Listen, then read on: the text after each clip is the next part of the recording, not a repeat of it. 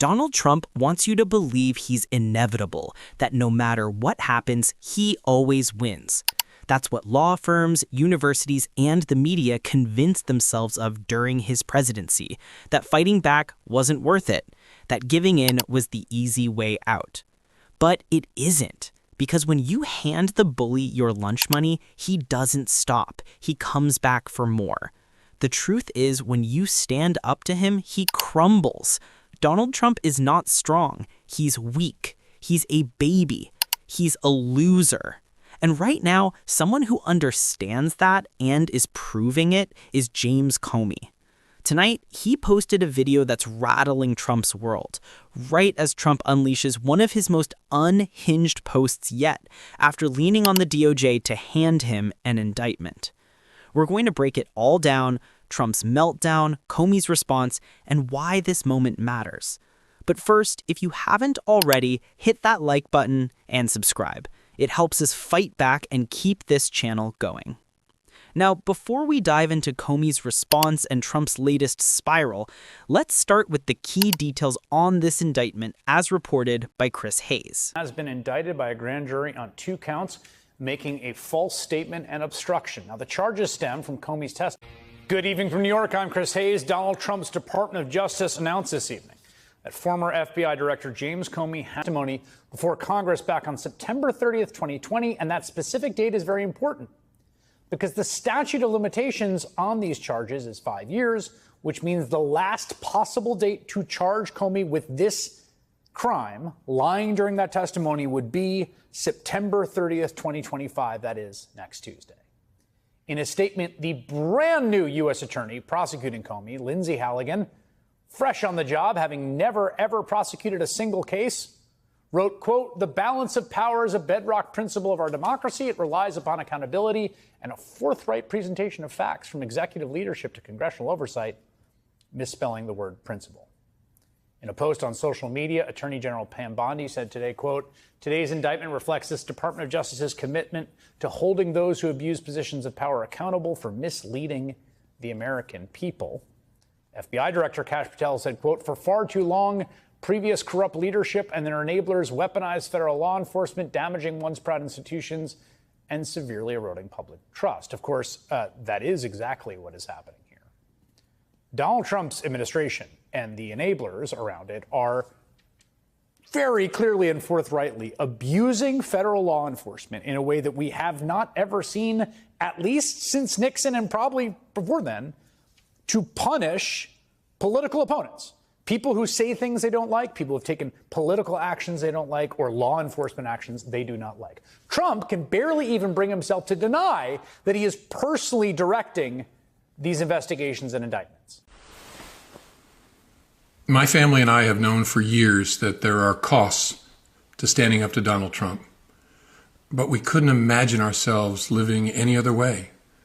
We will not live on our knees, and you shouldn't either. Somebody that I love dearly recently said that fear is the tool of a tyrant, and she's right. But I'm not afraid, and I hope you're not either. I hope instead you are engaged, you are paying attention, and you will vote like your beloved country depends upon it, which it does. My heart is broken for the Department of Justice, but I have great confidence in the federal judicial system, and I'm innocent. So let's have a trial and keep the faith. This is the point we've been making on this show as much as we possibly can. Donald Trump wants you to live in fear, but you cannot live in fear. You cannot let Donald Trump set the terms of this fight. You cannot let Donald Trump decide what we are going to do. We can't pre-capitulate. We can't bend the knee just because we're afraid of what's coming. We just have to fight. We just have to fight. And he hates it when we do because he knows he cannot win. Is Jimmy Kimmel off the air? Did Donald Trump win that fight? No. All these lawsuits he's been filing lately, has he won any of them? Of course not, because he's a loser. And that's why he posted this. Justice in America, one of the worst human beings this country has ever been exposed to, is James Comey and the former corrupt head of the FBI. Today, he was indicted by a grand jury on 2 felony counts for various illegal and unlawful acts.